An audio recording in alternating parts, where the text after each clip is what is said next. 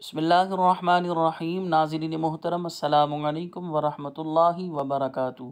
ناظرین محترم، میلاد کے ثبوت کے حوالے سے لوگوں کے ذہنوں میں مختلف باتیں آتی ہیں۔ آج کی اس ویڈیو میں ہم اس بات کو آپ کے سامنے واضح کریں گے کہ میلاد منانا قرآن و حدیث کی روشنی میں بالکل جائز ہے۔ سب سے پہلے ہم سوال پڑھتے ہیں۔ فتویٰ نمبر 1، کیا صحابہ کرام علیہم الرضوان سے میلاد منانا ثابت ہے؟ کیا فرماتے علماء دین و مفتیان شرامتین اس مسئلے کے بارے میں کہ بعض لوگ کہتے ہیں کہ جشن ولادت نہ تو حضور صلی اللہ علیہ وسلم نے منایا، نہ ہی خلفائے راشدین میں سے کسی نے منایا، لہٰذا یہ بدعت ہے، اور حدیث میں ہے کہ ہر بدعت گمراہی ہے جس کا انجام جہنم ہے۔ برائے کرم اس کا تسلی بخش جواب عنایت فرمائیں۔ بسم اللہ الرحمن الرحیم۔ اس کا جواب اب سماعت فرمائیں۔ کسی کام کے ناجائز ہونے کا دار و مدار اس بات پر نہیں کہ یہ کام حضور اکرم صلی اللہ علیہ وسلم یا صحابہ کرام علیہم الرضوان نے نہیں کیا، بلکہ مدار اس بات پر ہے کہ اس کام سے اللہ اور اس کے رسول صلی اللہ علیہ وسلم نے منع فرمایا ہے یا نہیں۔ اگر منع فرمایا ہے تو وہ کام ناجائز ہے، اور منع نہیں فرمایا تو جائز ہے، کیونکہ فقہ کا یہ قاعدہ بھی ہے کہ الاصل فی الاشیاء الاباحہ، یعنی ترجمہ یہ ہے تمام چیزوں میں اصل یہ ہے کہ وہ مباح ہے، یعنی ہر چیز مباح اور حلال ہے۔ ہاں، اگر کسی چیز کو شریعت منع کر دے تو وہ منع ہے، یعنی ممانعت سے حرمت ثابت ہوگی، نہ کہ نئے ہونے سے۔ یہ قاعدہ قرآن پاک اور احادیث صحیحہ اور اقوال فقہا سے ثابت ہے۔ چنانچہ قرآن کریم میں اللہ تبارک و تعالی ارشاد فرماتا ہے، یا ایھا الذین آمنوا لا تسألوا عن اشیاء ان تبد لکم تسؤکم وان تسألوا عنها حین ینزل القرآن تبد لکم عفا اللہ عنها۔ اس کا ترجمہ یہ ہے، اے ایمان والو، ایسی باتیں نہ پوچھو جو تم پر ظاہر کی جائیں تو تمہیں بری لگے، اور اگر انہیں اس وقت پوچھو گے کہ قرآن اتر رہا ہے تو تم پر ظاہر کر دی جائیں گی، اللہ انہیں معاف فرما چکا ہے۔ صدر الافاضل حضرت علامہ مولانا سید محمد نعیم الدین مراد آبادی رحمۃ اللہ تعالی علیہ فرماتے ہیں، اس آیت سے ثابت ہوا کہ جس امر کی شرع میں ممانعت نہ آئی ہو وہ مباح ہے۔ حضرت سلمان رضی اللہ تعالی عنہ کی حدیث میں ہے کہ حلال وہ ہے جو اللہ نے اپنی کتاب میں حلال فرمایا، حرام وہ ہے جس کو اپنی کتاب میں حرام فرمایا، اور جس سے سکوت کیا وہ معاف ہے۔ تو کلفت میں نہ پڑو، یعنی تکلف میں نہ پڑو۔ حدیث پاک میں ہے، جس کو اللہ نے اپنی کتاب میں حلال فرما دیا، اور حرام وہ ہے جس کو اللہ نے اپنی کتاب میں حرام فرما دیا، یعنی حلال وہ ہے جس کو اللہ نے اپنی کتاب میں حلال فرما دیا، اور حرام وہ ہے جس کو اللہ نے اپنی کتاب میں حرام فرما دیا، اور جس پر خاموشی فرمائی وہ معاف ہے۔ چنانچہ محافل دینیہ منعقد کر کے عید میلاد منانے کی ممانعت قرآن و حدیث اقوال فقہا نیز شریعت میں کہیں بھی وارد نہیں، لہٰذا جشن ولادت منانا بھی جائز ہے، اور صدیوں سے علماء نے اسے جائز اور مستحسن قرار دیا ہے۔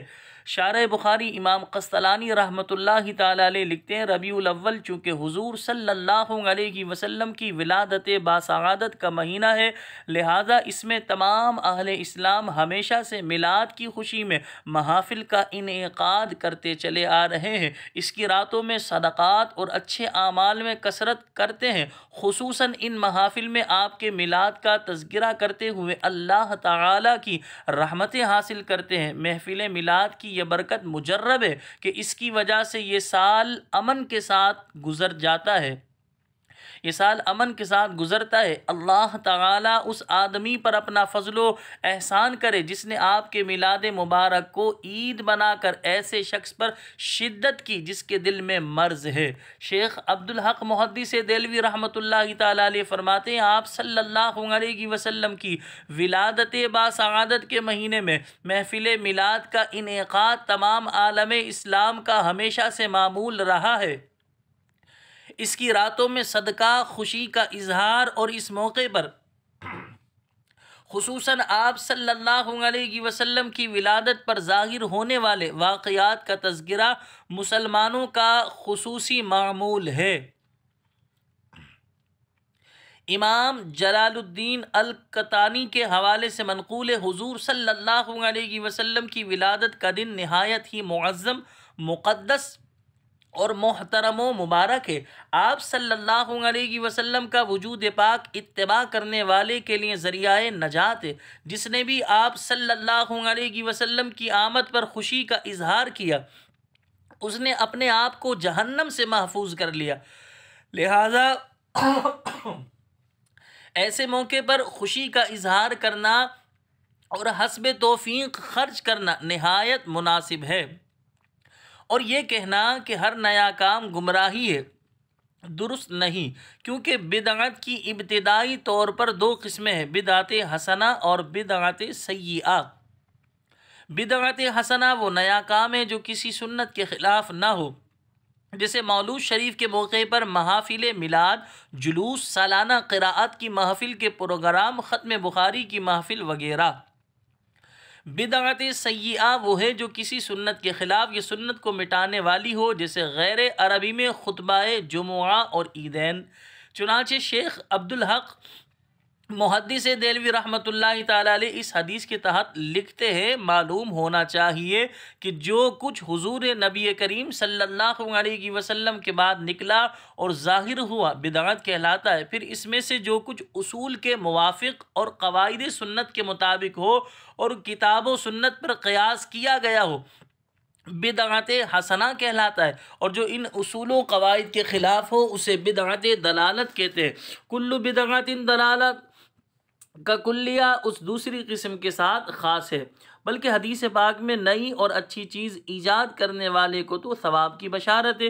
چنانچہ مسلم شریف کی حدیث پاک ہے جس کا ترجمہ یہ ہے، جو کوئی اسلام میں اچھا طریقہ جاری کرے تو اس پر اسے ثواب ملے گا، اور اس کے بعد جتنے لوگ اس پر عمل کریں گے تمام کے برابر اس جاری کرنے والے کو بھی ثواب ملے گا، اور ان کے ثواب میں کچھ کمی نہ ہوگی۔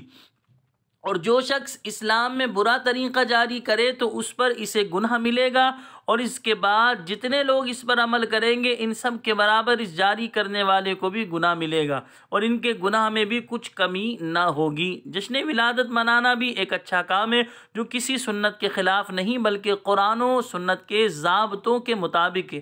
رب تعالیٰ کی نعمت پر خوشی کا حکم خود قرآن نے دیا۔ اللہ تعالیٰ ارشاد فرماتا ہے، قُلْ بِفَضْلِ اللَّهِ وَبِرَحْمَتِهِ فَبِذَلِكَ فَلْيَفْرَحُوا، تم فرماؤ اللہ ہی کے فضل اور اسی کی رحمت اور اسی پر چاہیے کہ خوشی کریں۔ ایک اور جگہ اللہ پاک نے ارشاد فرمایا، وَأَمَّا بِنِعْمَةِ رَبِّكَ فَحَدِّثْ، اور اپنے رب کی نعمت کا خوب چرچا کرو۔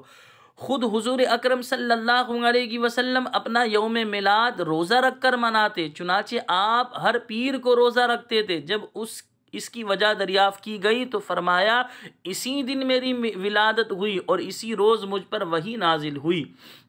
خلاصہ کلام یہ کہ شریعت کے دائرے میں رہ کر خوشی منانا، مختلف جائز طریقوں سے اظہار مسرت کرنا اور محافل میلاد کا انعقاد کر کے ذکر مصطفیٰ صلی اللہ علیہ وسلم کرتے ہوئے ان پر مسرت و مبارک لمحات کو یاد کرنا جو سرکار دو عالم صلی اللہ علیہ وسلم کے دنیا میں تشریف لانے کا وقت ہے، بہت بڑی سعادت مندی کی بات ہے۔ مزید تفصیل کے لیے علماء اہل سنت کی کتاب کا مطالعہ فرمائے۔ مجھے اپنی دعاؤں میں یاد رکھیے گا۔ السلام علیکم ورحمۃ اللہ وبرکاتہ۔